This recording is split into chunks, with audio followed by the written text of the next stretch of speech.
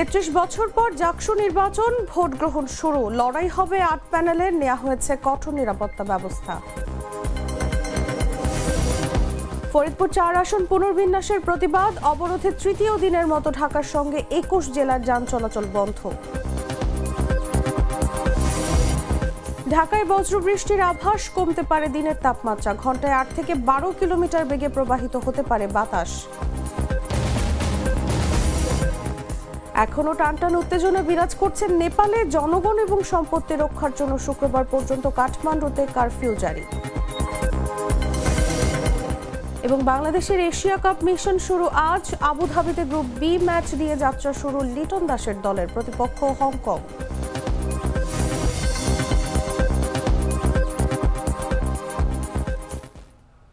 এতক্ষণ শুনছিলেন সংবাদ শিরোনাম। দর্শক, আমন্ত্রণ বেলা ১১টার সংবাদে, সাথে আছি আমি তাসলিমা তিথি।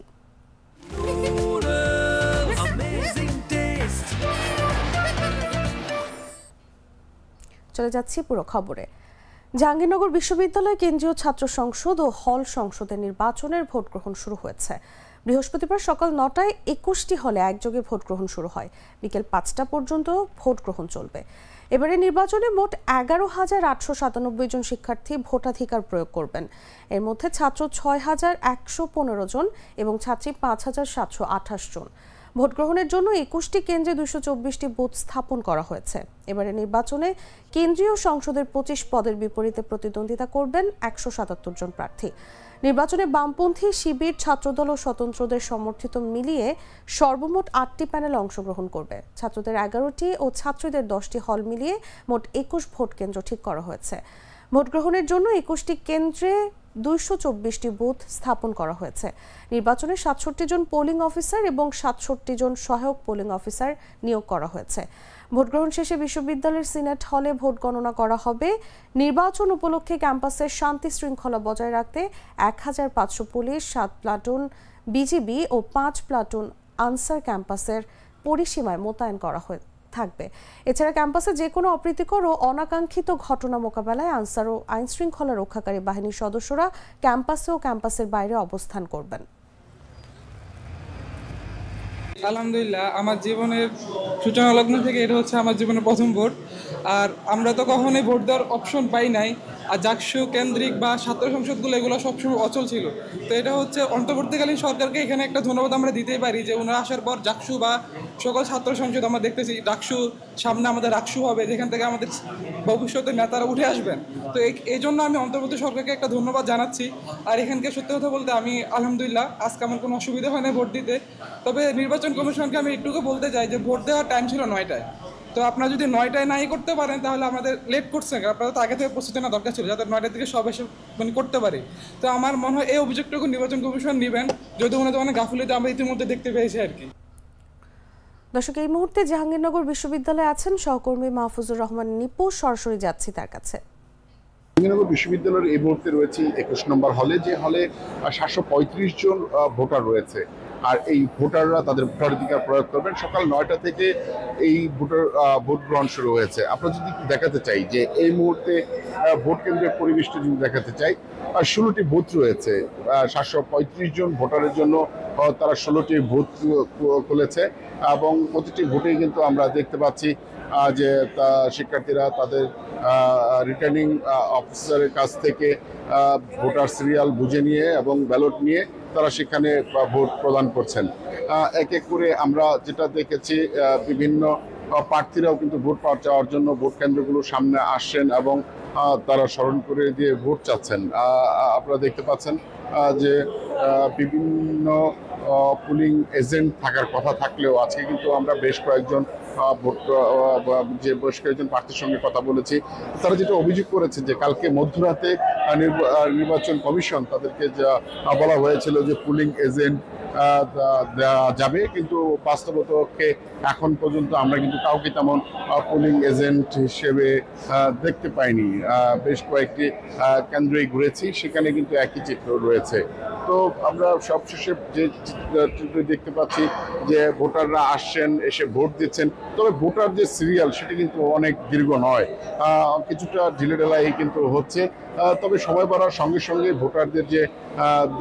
ভোটারদের যে দীর্ঘ সারি সেটা কিন্তু বাড়তে থাকবে, এমনটা কিন্তু আমরা জেনেছি। আমরা ধারণা করছি যে বেলা বাড়ার সঙ্গে সঙ্গে ভোটারদেরও লাইন দীর্ঘ হবে। তো এখন এই 21 নম্বর হলে শিক্ষার্থীরা আসছেন, ভোট প্রদান করছেন এবং ভোট দিয়ে কিন্তু তারা আবার চলেও যাচ্ছেন। এখন পর্যন্ত বিশ্ববিদ্যালয়ের সার্বিক পরিস্থিতি শান্ত রয়েছে, কোথাও কোনো ধরনের অপ্রীতিকর খবর পাওয়া যায়নি। তবে মুখে এবং সামাজিক যোগাযোগ মাধ্যমে একে অপরের বিরুদ্ধে বিভিন্ন প্রপাগান্ড কিন্তু ছড়ছে। আসলে এই বিষয়টিকে আমরা এখন পর্যন্ত দেখেছি। তো এই ছিল জাহাঙ্গীরনগর বিশ্ববিদ্যালয়ের 21 নম্বর হল থেকে আমার কাছে দর্শক, আমরা জানি দীর্ঘ 33 বছর পর জাহাঙ্গীরনগর বিশ্ববিদ্যালয়ে অনুষ্ঠিত হচ্ছে জাকসু নির্বাচন এবং সেখান থেকেই সর্বশেষ পরিস্থিতি জানাচ্ছিলেন সহকর্মী মাহফুজুর রহমান নিপু। চলে যাচ্ছি পরবর্তী খবরে। চট্টগ্রাম বিশ্ববিদ্যালয়ের প্রক্টোরিয়াল বডির পদত্যাগ সহ 7 দফা দাবিতে অধিকার সচেতন শিক্ষার্থীবৃন্দ ব্যানারে আমরণ অনশন কর্মসূচি পালন করছেন বাম সংগঠনের নেতারা সহ 9 শিক্ষার্থী। তবে অনশনে বসার 2 ঘন্টা পরেই খাবারের দোকানে দেখা গেছে অনশনরত 24 শাখা বিপ্লবী ছাত্র মৈত্রীর সভাপতি যশোদ জাকিরকে। বুধবার বেলা 12:30 থেকে বিশ্ববিদ্যালয়ের প্রক্টর অফিসের সামনেই কর্মসূচি পালন করছেন তারা। একটি ভিডিওতে দেখা যায় তারা দুপুর 12:30টায় অনশন শুরু করলেও 2:55 কলা ঝুপড়ির একটি খাবারের দোকানে 24 শাখা বিপ্লবী ছাত্র মৈত্রীর আহ্বায়ক যশোদ জাকিরকে দেখা যায়।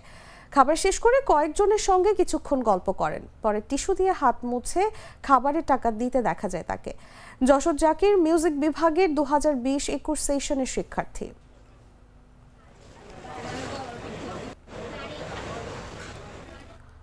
ফরিদপুর 4 আসন পুনর্বিন্যাসের প্রতিবাদে দ্বিতীয় দফায় বৃহস্পতিবার টানা তৃতীয় দিনের মতো ঢাকা খুলনা ও ঢাকা বরিশাল মহাসড়ক অবরোধ করেছেন স্থানীয় জনতা। ফলে রাজধানীর সঙ্গে দক্ষিণ পশ্চিমাঞ্চলের 21টি জেলার যানবাহন চলাচল বন্ধ রয়েছে। গুরুত্বপূর্ণ এই রুটে সড়ক যোগাযোগ ব্যবস্থা একেবারে প্রায় অচল হয়ে পড়েছে। এতে নিদারুণ কষ্ট আর ভোগান্তিতে পড়েছে সাধারণ মানুষ। হাইওয়ে পুলিশ ও স্থানীয় সূত্রে জানা গেছে সকাল 7টা থেকে ঢাকা খুলনা মহাসড়কের হামিরদি ইউনিয়নের মনসুরাবাদ এলাকায় 80 থেকে 90 জন এবং একই মহাসড়কের আলগি ইউনিয়নের সুয়াদি এলাকায় প্রায় শতাধিক মানুষ মহাসড়কে বসে বিক্ষোভ শুরু করেন। একইভাবে সকাল 7:30টার দিকে ঢাকা বরিশাল মহাসড়কের হামিরদি ইউনিয়নের পুখুরিয়া, হামিরদি ও নওয়াপাড়া এলাকায় শতাধিক মানুষ গাছের গুঁড়ি ফেলে আগুন জ্বালিয়ে সড়ক অবরোধ করেন। এতে ঢাকাগামী বাস, ট্রাক, মাইক্রোবাস সহ শত শত যানবাহন আটকা পড়ে যায়। সকাল 7:30টার পর থেকে ঢাকা বরিশাল মহাসড়কের ভাঙা গোল চত্বরেও বিক্ষোভকারীরা অবস্থান নেন। ফলে ঢাকার সঙ্গে দক্ষিণ পশ্চিমাঞ্চলের অন্তত 21টি জেলার যানবাহন চলাচল পুরোপুরি বন্ধ রয়েছে।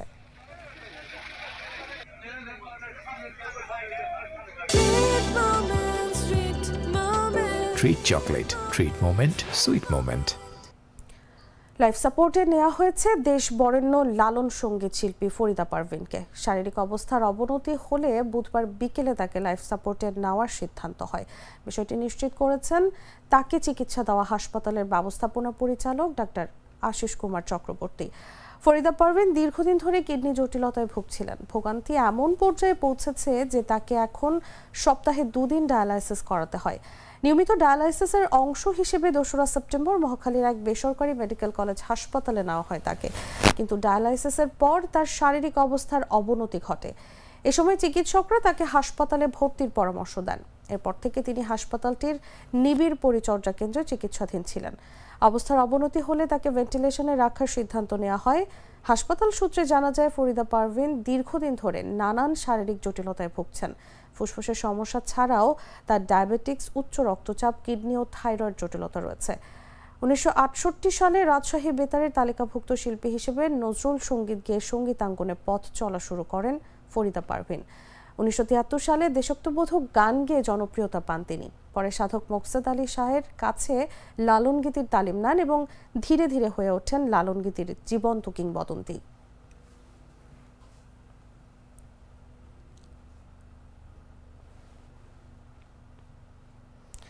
ঢাকা ও পার্শ্ববর্তী এলাকায় দিনের তাপমাত্রা কমতে পারে বলে আভাস দিয়েছে আবহাওয়া অধিদপ্তর। বৃহস্পতিবার সকাল 7টা থেকে পরবর্তী 6 ঘন্টার জন্য দেওয়া পূর্বাভাসে এই তথ্য জানানো হয়েছে।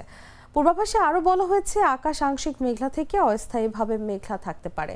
বাতাস দক্ষিণ বা দক্ষিণ পূর্ব দিক থেকে ঘন্টায় 8 থেকে 12 কিলোমিটার বেগে প্রবাহিত হতে পারে। ঢাকায় আজ বৃষ্টিসহ বজ্রবৃষ্টি হতে পারে। সকাল 6টায় তাপমাত্রা 26.7 ডিগ্রি সেলসিয়াস এবং বাতাসে আর্দ্রতার পরিমাণ 87% ছিল।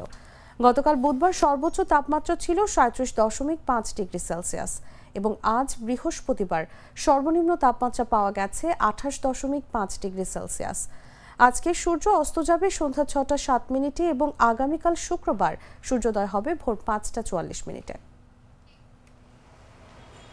আমি তো মশলা বদলে ফেলেছি, এবার আপনিও বদলে ফেলুন। একবার প্রাণ গুঁড়া মশলা ব্যবহার করেই দেখুন। জানাবো আন্তর্জাতিক সংবাদ।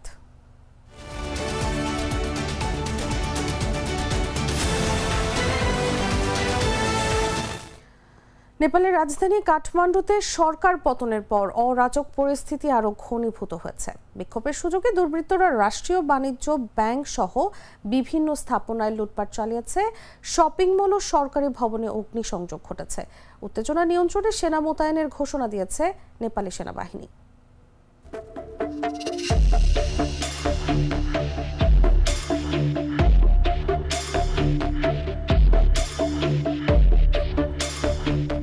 নেপালের রাজধানী কাঠমান্ডুতে চলমান অরাজকতার সুযোগ নিয়ে ব্যাংক লুট করেছে দুর্বৃত্তরা।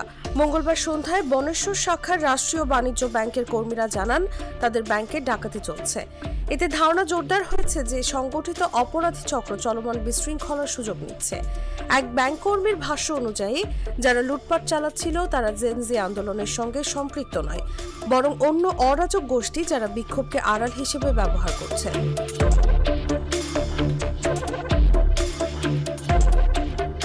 এছাড়াও সোশ্যাল মিডিয়ায় ছড়িয়ে পড়া ভিডিওতে বিভিন্ন শপিং মল, বাড়িঘরে অগ্নিসংযোগ ও লুটপাট চালাতে দেখা গেছে। সরকার পতনের পর নেপালের রাজধানীতে এখনও টানটান উত্তেজনা বিরাজ করছে।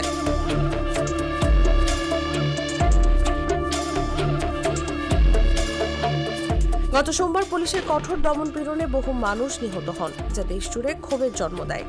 এর জেরে ক্ষুব্ধ বিক্ষোভকারীরা পার্লামেন্ট ভবন, সুপ্রিম কোর্ট ও সিংহ দরবারে আগুন ধরিয়ে দেয়। মঙ্গলবার গভীর রাত পর্যন্ত এসব স্থানে আগুন জ্বলতে থাকে। গুরুত্বপূর্ণ নথি ও অবকাঠামো ধ্বংস হয়ে যায়। যদিও জেনজি সংগঠকরা বারবার সরকারি স্থাপনায় আক্রমণ না করার আহ্বান জানিয়েছেন, তবুও কিছু বিক্ষোভকারী সরকারি ভবনে অগ্নিসংযোগ ও ভাঙচুর চালিয়েছে। এ অবস্থায় নেপালি সেনাবাহিনী ঘোষণা দিয়েছে, মঙ্গলবার রাত 10টা থেকে সেনা সদস্যরা মাঠে নামবে। সেনাবাহিনী জেনজি নেতৃত্বকে আন্দোলন প্রত্যাহার করে আলোচনায় বসার আহ্বান জানিয়েছে।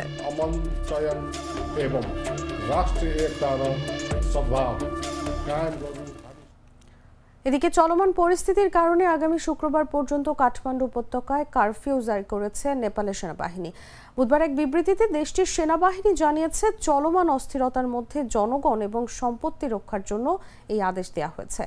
সরকার পতনের পর নেপালের রাজধানীতে এখনও টানটান উত্তেজনা বিরাজ করছে।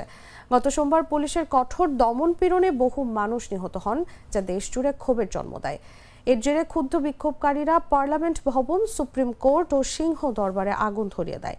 মঙ্গলবার গভীর রাত পর্যন্ত এসব স্থানে আগুন চলতে থাকে। গুরুত্বপূর্ণ নথি ও অবকাঠামো ধ্বংস হয়ে যায়। রাজধানী কাঠমান্ডুতে চলমান অরাজকতার সুযোগ নিয়ে ব্যাংক লুট করেছে দুর্বৃত্তরা। মঙ্গলবার সন্ধ্যায় বনেশ্বর শাখার রাষ্ট্রীয় বাণিজ্য ব্যাংকের কর্মীরা জানান, তাদের ব্যাংকে ডাকাতি চলছে। এতে ধারণা জোরদার হয়েছে যে সংগঠিত অপরাধী চক্র চলমান বিশৃঙ্খলার সুযোগ নিচ্ছে। এক ব্যাংক কর্মীর ভাষ্য অনুযায়ী, যারা লুটপাট চালাচ্ছিল তারা জেনজি আন্দোলনের সঙ্গে সম্পৃক্ত নয়, বরং অন্য অরাজক গোষ্ঠী যারা বিক্ষোভকে আড়াল হিসেবে ব্যবহার করছে।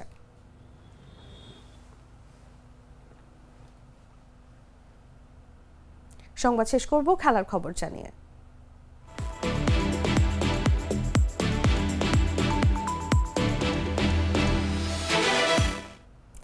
2025 টি-20 এশিয়া কাপ শুরু হয়েছে 9 সেপ্টেম্বর। বাংলাদেশ মাঠে নামছে আজ। আবুধাবিতে গ্রুপ বি ম্যাচ দিয়ে এশিয়া কাপের যাত্রা শুরু করছে লিটন দাসের দল। প্রতিপক্ষ হংকং। ম্যাচটি শুরু হবে বাংলাদেশ সময় রাত 8:30টায়। টানা 3টি টি-20 সিরিজ জয়ের আত্মবিশ্বাস নিয়ে টুর্নামেন্টে নামছে টাইগাররা। দলের শক্তি এখন ব্যাটিং ও বোলিং দুদিকেই। সাম্প্রতিক সময়ে বাংলাদেশের ব্যাটাররা ছক্কা মারার মানসিকতা দেখাচ্ছে, আর পেস আক্রমণও বেশ ধারালো হয়ে উঠেছে। তবে অতীতের তিক্ত স্মৃতি ভুলে থাকার উপায় নেই। 2014 সালের টি-20 বিশ্বকাপে চট্টগ্রামে বাংলাদেশকে 2 উইকেটে হারিয়ে দিয়েছিল হংকং। সেই ম্যাচ এখনও এশিয়ার ক্রিকেট ইতিহাসে অন্যতম বড় অঘটন হিসেবে গণ্য হয়। সেই দলের দুজন এখনও আছেন হংকং স্কোয়াডে, যারা নতুন প্রজন্মকে অনুপ্রাণিত করতে পারেন। যদিও এরপর থেকে তারা পূর্ণ সদস্য দেশগুলোর বিপক্ষে মাত্র 11টি আন্তর্জাতিক ম্যাচ খেলেছে। আবুধাবির কন্ডিশন সাধারণত বোলারদের কিছুটা সহায়তা করে শুরুতে, তবে পরে ব্যাটারদের জন্য সহজ হয়ে যায়। শিশির প্রভাব ফেলতে পারে, তাই টস জেতা গুরুত্বপূর্ণ হয়ে উঠতে পারে।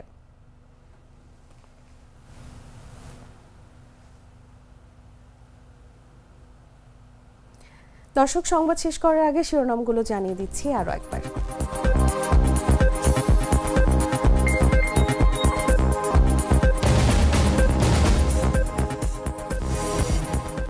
33 বছর আজ ডাকসু নির্বাচন, ভোট গ্রহণ শুরু। লড়াই হবে 8 প্যানেলে, নেওয়া হয়েছে কঠোর নিরাপত্তা ব্যবস্থা। ফরিদপুর 4 আসন পুনর্বিন্যাসের প্রতিবাদ, অবরোধে তৃতীয় দিনের মতো ঢাকার সঙ্গে 21 জেলার যান চলাচল বন্ধ।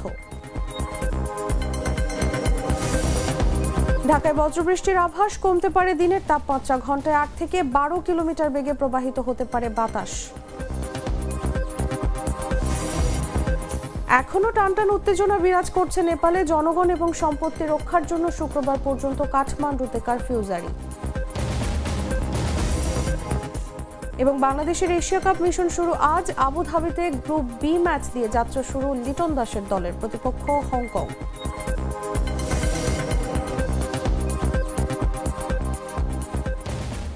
দর্শক, এই ছিল এখনকার মতো। এরপর দেখবেন দুপুর 1টা নিউজ। প্রতি মুহূর্তের সর্বশেষ খবর জানতে ভিজিট করুন jagonews24.com। ফলো করুন আমাদের ভেরিফাইড ফেসবুক পেজ এবং সাবস্ক্রাইব করুন জাগো নিউজের ইউটিউব চ্যানেল। ধন্যবাদ সবাইকে।